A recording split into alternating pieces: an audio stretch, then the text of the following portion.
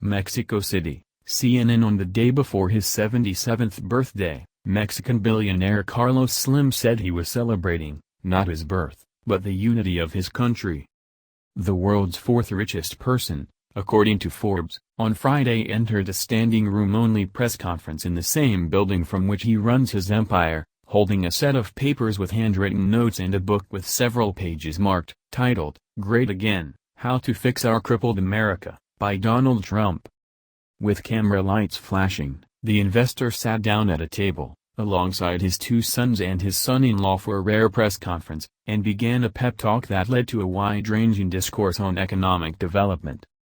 This meeting was a reason for joy and happiness and emotion, to see how all Mexico has joined together, he said. Slim praised his country for solidarity at a time when the country is applauding its president, Enrique Pena Nieto, for canceling a scheduled meeting with U.S. President Trump. The leader decided not to meet with Trump after the U.S. president tweeted, "If Mexico is unwilling to pay for the badly needed wall, then it would be better to cancel the upcoming meeting." The last time Slim met with Trump was in December at the president's Mar-a-Lago estate in Florida. He described the dinner meeting as 3-on-3. Slim was accompanied by his son-in-law and spokesman. Trump wasn't alone, either. "Mio was very cordial," he said. "He's got great estimation for Mexico and the importance of having a solid country as a neighbor, the importance of having more economic activity. There's interest that things work, but he has talked about the inconvenience of commercial deficit. Businessmen sees opportunities for Mexico." Slim has studied Trump's actions and words. He hasn't finished reading the president's book, but he is taking notes. After holding up the well-worn paperback to the crowd of reporters, he urged others to read it as a way to understand the new American leader. After thumbing through a few pages, Slim quoted directly from the book to explain why Trump's governing principles may not always be politically correct. Trump's strategy, according to Slim, is to shock and provoke.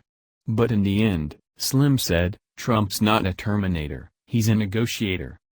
The businessman believes Trump is attempting to transform the United States, and says this could be an opportunity for Mexico, its economy and its workers.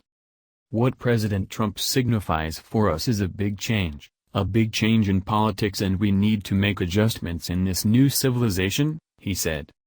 The change, he says, is favorable for Mexico. The engineer, as others refer to him, doesn't think Mexicans will end up paying for a wall, especially if Trump's plan is to use a tax on goods coming into the United States. The taxes would be paid, not by Mexico, but by those who import and those who are going to be the users. Twitter is not a way to negotiate.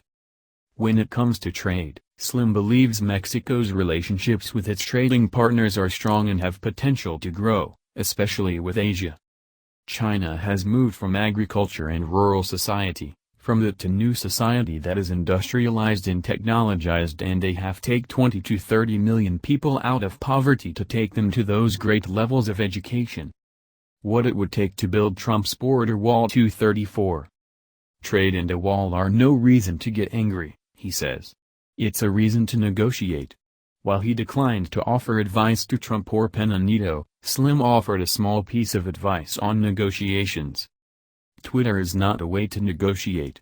Glad they were able to talk over the phone. While Trump and Pena Nieto are both avid Twitter users, you won't see Slim engaging in that conversation.